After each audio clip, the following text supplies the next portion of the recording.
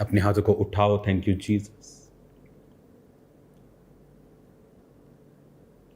खुदा बाप, तेरा आत्मा आज अजीब और अचंभे और बड़ी रीति के साथ इनकी जिंदगियों में कार्य करे। तेरा वचन इन्हें छुए खुदावन, तेरी सामर्थ्य इन्हें छुए खुदावन। तेरे बड़े कार्य इनकी जिंदगियों में हो खुदावन। तेरा पाक रूह इन्हें छुए और आजाद करे खुदावन। तेरे जीवित नाम में हम मांगते हैं, आमीन आमीन। हालेलुया। जब आज इस वचन को मैं आपको दे रहा हूँगा, मेरा बिलीव है कि पवित्र आत्मा के मैसेज को आप लोग समझ पाएंगे। जो मैसेज मैंने मुकेरियाँ क्रूसेड के ऊपर दिया कि परमेश्वर चाहता है कि हम प्रथम कलीसिया के जैसे चलें। उनकी ज़िंदगी में प्रार्थनाओं का महत्व था, प्रार्थना का एक स्पेशल समय था, प्रार्थना का एक स्पेशल स्थान उनकी ज़िंदगियों में था। तो हमने देखा किस तरह से हीलिंग, साल्वेशंस उनकी ज़िंदगियों में काम करती थी। एक दिन में 3000 बैप्टिज्म होते थे, 5000 बैप्टिज्म होते थे। क्या आज आप जानते हैं ऐसी कलीसिया जहां पर एक हफ्ते में या एक महीने में 4000 5000 बैप्टिज्म हो जाएं? हर चीज जीवित थी, हीलिंग जीवित थी, उन्हें संघर्ष नहीं करना पड़ता था। आज पास्टर्स को कितना संघर्ष है हीलिंग करने के लिए ही, लोगों को तौबा कराने के लिए उन्हें कितना समझाना पड़ता है। एक बार एक पास्टर बहुत दुखी था अपने लोगों से, क्योंकि वो प्रीच कर ही जा रहा था और उसके लोग बदल नहीं रहे थे। तो उसने फैसला किया कि वो प्रभु की हुजूरी में जाकर पूछेगा प्रभु से, और प्रार्थना करने लगा। और बहुत दिन वो प्रार्थना करता रहा। और जब वो वापस आया उस कलीसिया में, उसे मालूम नहीं था अभी कि प्रभु उत्तर देगा नहीं आया या क्या हो रहा है। जैसे उसने अपने हाथों को उठाया, कहा प्रभु की स्तुति हो, लोग रोने लग गए। पवित्र आत्मा उन पे उतर आया। वो बड़ा हैरान हुआ कि, और उसने ऐसे ढीठ लोगों को रोते हुए देखा जो वचन का प्रचार सुनने के बाद भी अपनी जिंदगियों को बदल नहीं रहे थे। और वो बड़ा हैरान हुआ कि मैंने तो अभी सिर्फ प्रेज द लॉर्ड बोला है और ये लोग आत्मा में भर रहे, कोई रो रहा है, कोई तौबा कर रहा है, कोई कह रहा है प्रभु मैं फिर से ये काम नहीं करूंगा, मुझे माफ कर दे। तो पवित्र आत्मा ने उसे एक मैसेज दिया कि जब तक तुम्हारा प्रचार घुटनों पे प्रार्थना में जन्म नहीं लेता तब तक वो बेअसर है। जब तक इस प्रचार को तुम आत्मा के द्वारा, उसकी फायर के द्वारा प्रीच नहीं करते, और उसकी प्रेजेंस, कुछ अन्न होते हैं ना, उन्हें सोख कर ही बनाया जा सकता है, नहीं तो वो कड़वे बनते हैं, अच्छी तरह नहीं बनते, टेस्ट नहीं आता। कई बार आप प्रीचिंग करते हैं लेकिन आपने अपने आप को पवित्र आत्मा में भिगोया नहीं होता, आपने अपने आप को परमेश्वर की हुजूरी में बिठाया नहीं होता, और वो शब्द बिना पवित्र आत्मा की हुजूरी से लोगों तक पहुंचते हैं।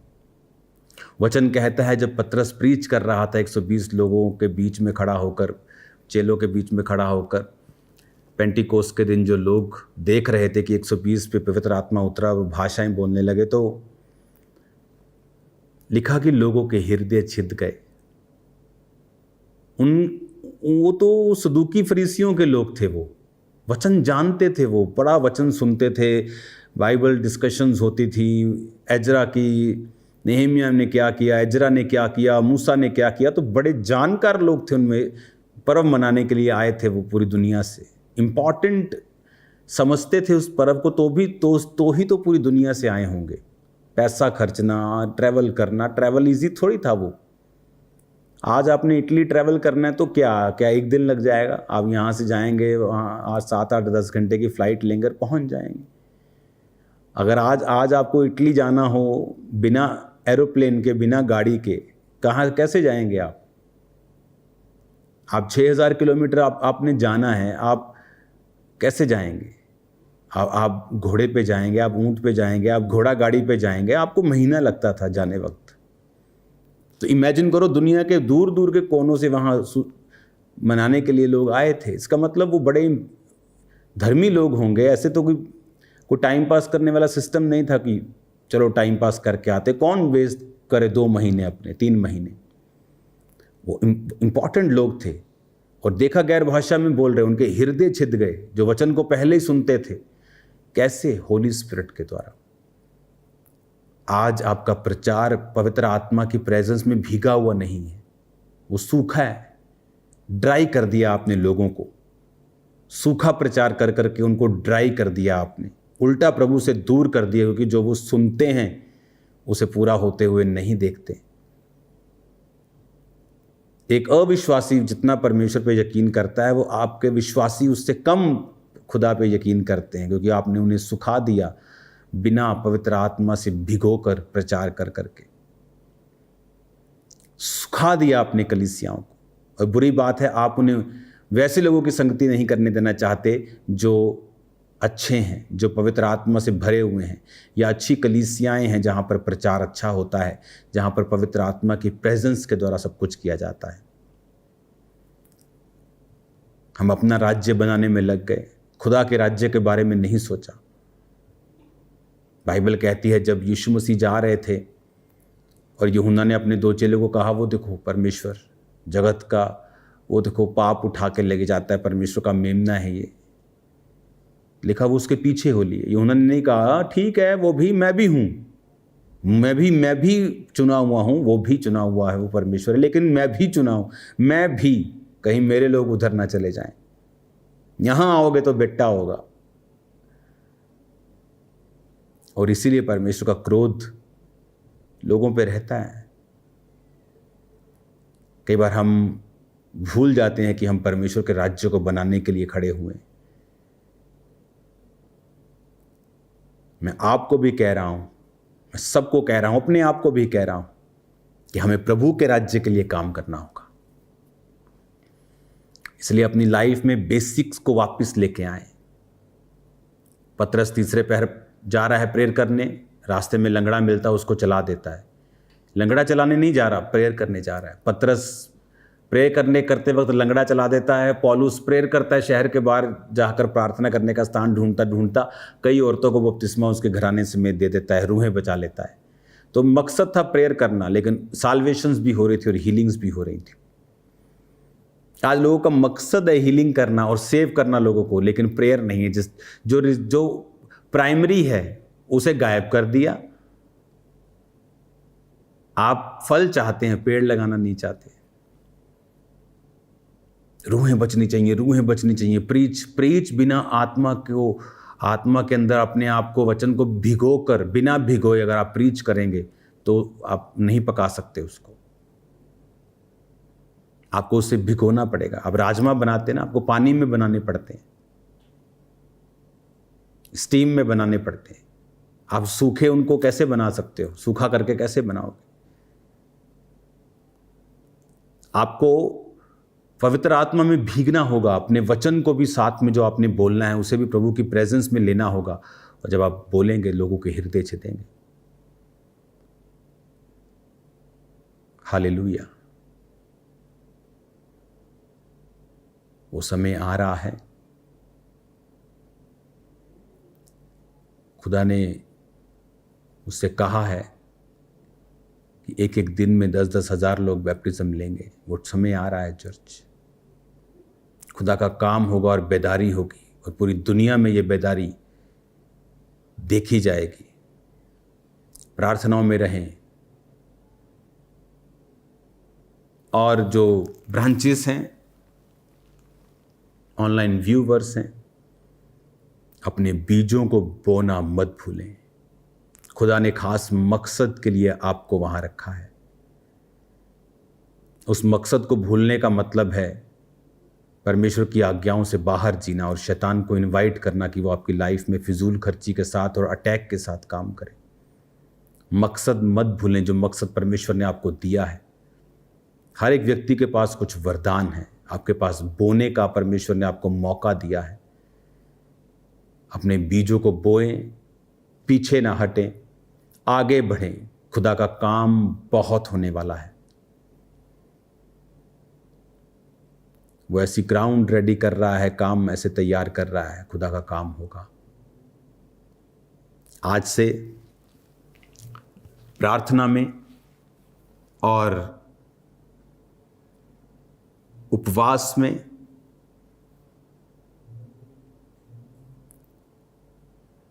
इस वचन को पढ़ते हुए जो आपकी स्क्रीन के ऊपर आएगा, मत्ती 12 उसकी 18, देखो ये मेरा सेवक है जिसे मैंने चुना है, मेरा प्रिय जिससे मेरा मन प्रसन्न है, मैं अपना आत्मा उस पर डालूंगा, वो अन्य जातियों को न्याय का समाचार देगा। अगर वो मेरा सेवक है जिसे मैंने चुना है, मेरा प्रिय जिससे मेरा मन प्रसन्न है, मैं अपना आत्मा उस पर डालूंगा, वो अन्य जातियों को न्याय का समाचार देगा। लोगों को समाचार दें, सुसमाचार सुनाएं, सुसमाचार में हिस्सों को डालें, प्रार्थनाओं को करें, गॉस्पल के साथ पूरी तरह से जुड़ें। आपकी लाइफ सेम नहीं होगी। जो संघर्ष आज कलीसिया कर रही है, पहली कलीसिया नहीं करती थी। वो हीलिंग के लिए कभी संघर्ष नहीं करते थे, डिलीवरेंस कभी संघर्ष नहीं करते थे। Healing, deliverance, it was just like very easy. आज लोगों के लिए ये टॉपिक है। क्यों? क्योंकि बेसिक जब कमज़ोर होता है, आप वो चीज़ें जो आराम से मिल सकती हैं, आप उनके लिए संघर्ष करने लगते हैं। प्रभु ने आपको संघर्ष करने के लिए नहीं चुना। फिर से अपने जीवन, अपने को, अपने परिवार को देखें, इकट्ठा करें, योजनाएं बनाएं प्रार्थना की, बैठें, देखें आपकी प्रेयर लाइफ कम क्यों है, उसका कारण ढूंढें और प्रेयर्स करें। आपकी लाइफ सेम नहीं होगी। आपकी लाइफ सेम नहीं होगी। हालेलुया। सुसमाचार का प्रचार करें। आज का वचन मॉर्निंग का भी सुने। मत्ती के बारे में मैंने बताया। मत्ती को एक गद्दार, एक दोषी के रूप में देखा जाता था अपने यहूदियों के द्वारा, क्योंकि वो रोमी सरकार के लिए टैक्स कलेक्शन का काम करता था। तो वो बदनाम थी ओवर टैक्स के लिए, गलत टैक्स नियमों के लिए, मोटे मोटे फाइन्स के लिए। लोग उससे नफरत करते थे, लेकिन उसका कसूर नहीं था, वो सरकारी नौकर था। पर ये चीज़ें उसके दिल को खाली कर चुकी थी, उसकी आत्मा को छलनी कर चुकी थी। जब जीसस ने कहा मेरे पीछे आ जा मत्ती, तो वो झट उसके पीछे चलने। उसको मालूम था कि जीवन का असल मकसद अब परमेश्वर के पीछे जाकर मिलेगा। बहुत से लोग आज खाली हैं, अमीर हैं, लेकिन बेचैन हैं। वैक्यूम है उनके अंदर, जो उनका परिवार भर नहीं पा रहा, पार्टीज, क्लब्स भर नहीं पा रहे। उनके साथ वचन शेयर करें।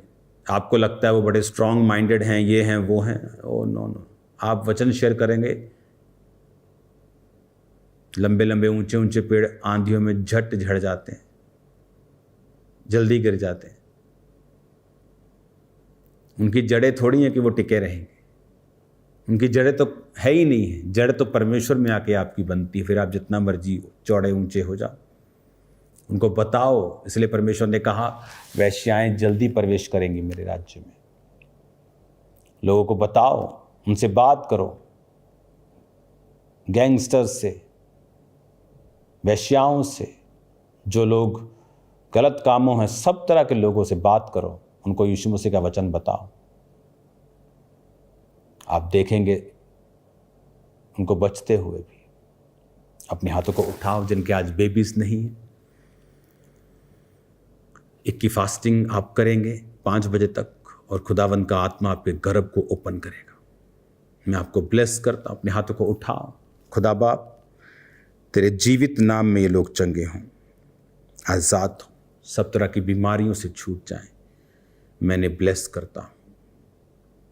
ये वचन उनकी जिंदगी में 100 गुना फलों को लेके आए, प्रभु के नाम में। आमीन, आमीन। Thank you.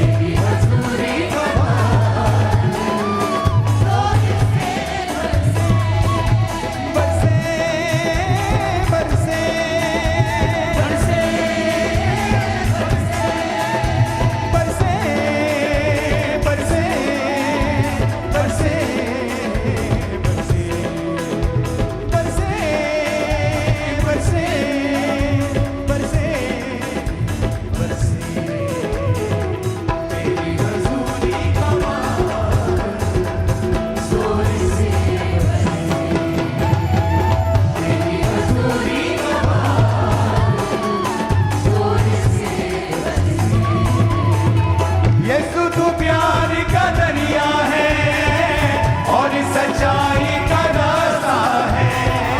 यीशु तू प्यार का दरिया है और सच्चाई का रास्ता है।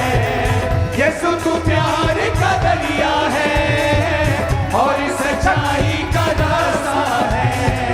यीशु तू प्यार का दरिया है और सच्चाई का रास्ता है। अब भी जीवन देने को मुक्त मिले, तेरी हजूरी का बादल जोर से बरसे, तेरी हजूरी का बादल जोर से बरसे, तेरी हजूरी का बादल जोर से बरसे, तेरी हजूरी का बादल जोर से बरसे, तेरी हजूरी का बादल हालेलुया बरसे, तेरी हजूरी का बादल जोर से बरसे, तेरी हजूरी का बादल जोर से बरसे, तेरी हजूरी का बादल जोर से बरसे, तेरी हजूरी का बादल जोर से बरसे, तेरी हजूरी का बादल जोर से बरसे।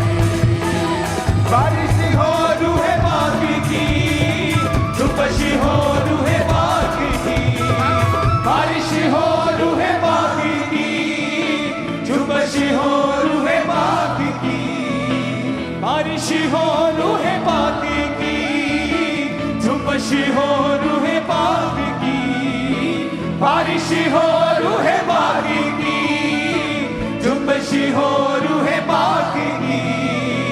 हर एक दिल में है यीशु, रूह की आग जले, तेरी हजूरी का बादल जोर से बरसे, तेरी हजूरी का बादल